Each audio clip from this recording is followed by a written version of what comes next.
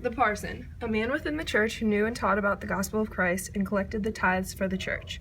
And a modern-day character would be the Pope. What would the ideal character be for the parson? He would be holy and virtuous, holy-minded, never too proud, a giver, educated, fair behavior and order, and never neglected.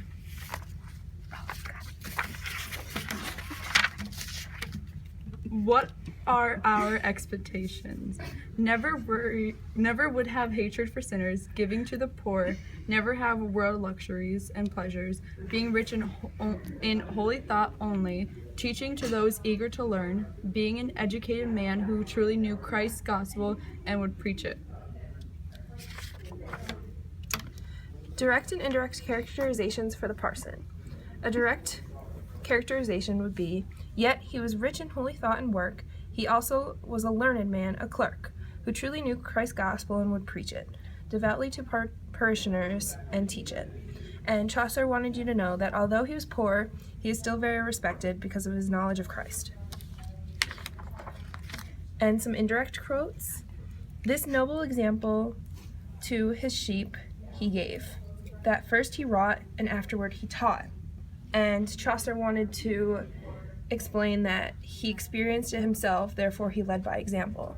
And another indirect quote would be that if gold rusts, then what will iron do?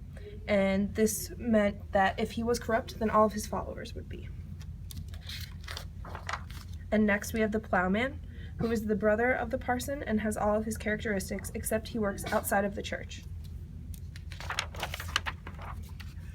Characterization, we have an indirect characterization, which was to thresh his corn, to dig or to manure or make a ditch. He would help the poor. And Chaucer wanted to say that he works hard. He's not very wealthy, but he still gives back to the people who needed it more than him. Then the types of satire, and the plowman and the parson are both satiristic norms, a character that represents the perfect ideal. They are poor, but both of them are religious, honorable, hardworking, helpful, and honest. These respected figures display the perfect ideal and help show the good in the group. YOLO.